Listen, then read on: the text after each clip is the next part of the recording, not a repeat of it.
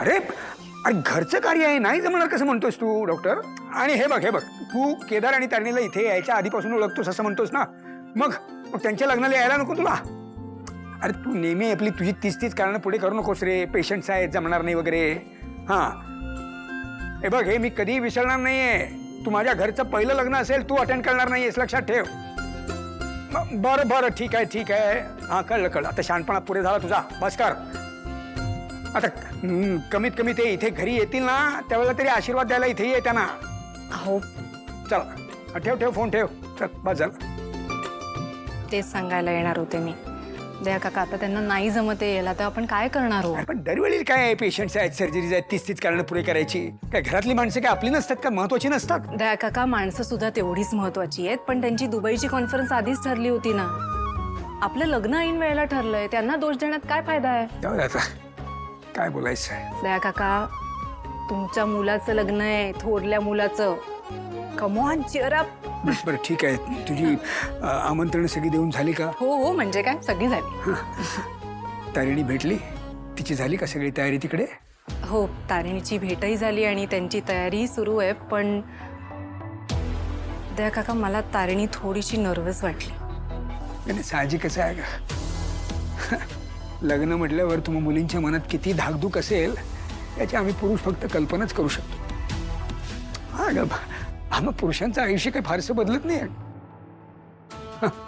पण तुम्हा मुलींसाठी ज्या घरात तुमचा जन्म झाला, जिथे तुम्ही लहानाच्या मोठ्या झाला, ते घर, तिथली माणसं, सगळं मागे सोडून यायचं म्हणजे थोडं दडपण येणारच आहे. I know. लेकीसाठी काय फक्त तिचं घर बदलत नाही अगं, त्या घराबरोबर येणारी तिथली माणसं, सकाळी उठल्याबरोबर बघायचे चेहरे, रीती परंपरा, खाण्यापिण्याच्या सवयी, सगळंच बदलतं.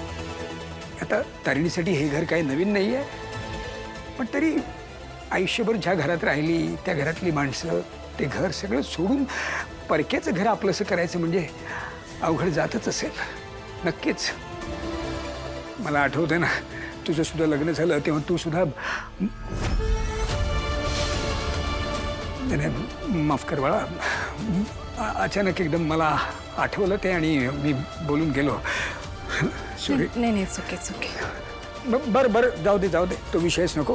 बरं मला सांग, तयारी कुठपर्यंत आली आहे? तयारी ऑलमोस्ट झाली आहे. तिकडे रिसॉर्टवर डेकोरेशनचं काम सुरू झालंय. बरं. केटर सुद्धा पोहोचलाय. पण तुमची काहीच तयारी झाली नाही दया काका.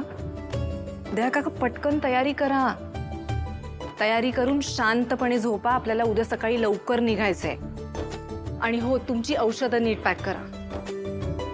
आय नो या सगळ्या गडबडीत तुमच्या औषधांकडे लक्ष देणं राहतंय, पण आय होप तुम्ही स्वतःची काळजी घ्याल आणि औषधं वेळेत घ्याल, कारण आपल्याला ऐन लग्नात आजारी पडायचं नाहीये. अगं हो ग बाई, मला माझ्या केदारचं लग्न लावायचं आहे. बाप म्हणून मला फिट राहायलाच पाहिजे. मग मी माझी काळजी व्यवस्थित घेणार, नको काळजी करूस तू. That is very good. नाही म्हणजे घरात असं शुभकार्य आहे, वातावरण छान आहे आणि ते तुमच्या चेहऱ्यावर दिसतंय. चेहरा किती उजळलाय तुमचा. हा अगं मग उजळणारच. अरे कधी एकदा उद्याचा दिवस उजाडतो असं झालंय मला. I know. पुराणा असे भरभरून आशीर्वाद द्यायचेत मला. बस फक्त देवाकडे एकच प्रार्थना आहे का, आतापर्यंत मुलांच्या आयुष्यामध्ये अनेक अडथळे, अनेक विघ्न येऊन गेलेत. फक्त हे लग्न आता निर्विघ्नपणे पार पडू देत, बस. बाकी काही नकोय मला. म्हणजे काय? हे लग्न निर्विघ्नपणेच पार पडणार आहे. दया काका त्यांच्या आयुष्यात जेवढी विघ्न यायची होती तेवढी येऊन गेली आहेत. आता सगळं चांगलं होणार आहे आणि आपल्या सगळ्यांचे आशीर्वाद कायम त्यांच्या पाठीशी आहेतच ना. हो. तुम्ही अजिबात काळजी करू नका. केदार आणि तारिणी यांचं लग्न आणि त्यांचा संसार खूप छान होणार आहे. होणार, छानच होणार.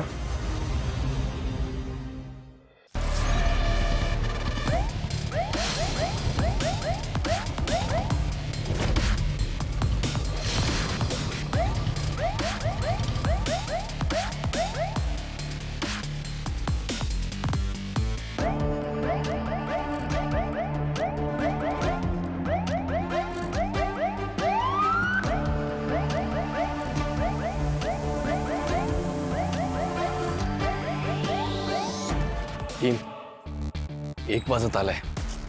बॉस अजून का नाही पोहोचली? सर मी जाऊ का त्यांना घ्यायला? नाही थांब थांब, बॉसचा फोन आहे. हॅलो बॉस, कुठे आहेस तू?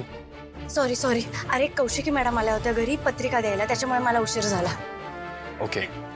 बॉस ट्रॅकर हो ट्रॅकर माझ्याकडेच आहे आणि माझ्या सगळं लक्षात आहे. मी तिकडे गेल्यावर ऑन करते. बाय, मी पोचतेच. चला चला दादा, लवकर चला.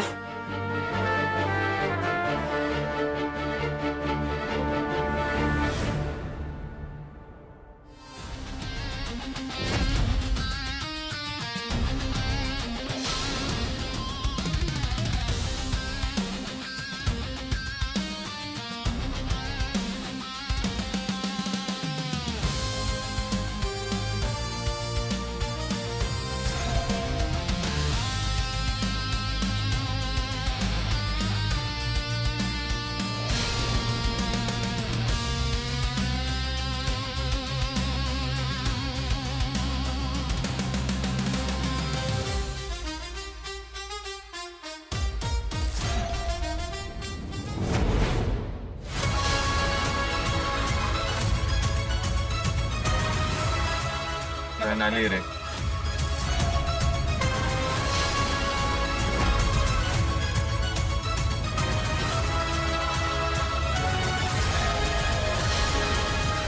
टेक्नो तयार राहा, बॉस आले.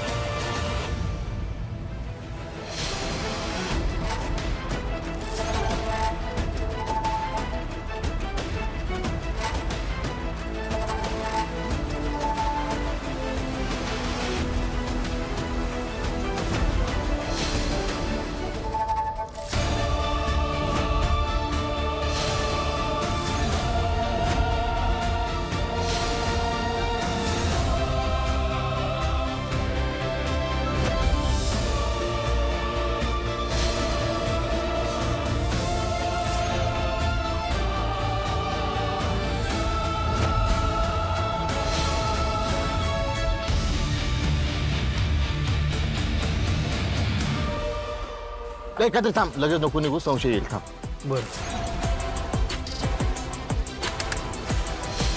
क्या हुआ टेक्नो? काय झालं रे? टेक्नो, ट्रॅकर ऑन आहे ना? बॉसनी लोकेशन ट्रॅकिंग डिव्हाइसच ना ऑन केले सर. काय काय यार, ट्रॅकर ऑन का नाही आहे टेक्नो? कत्री गाडी कर पटकन. काढ लवकर गाडी. मोबाईल ट्रॅकर काहीतरी ट्रॅक कर लवकर.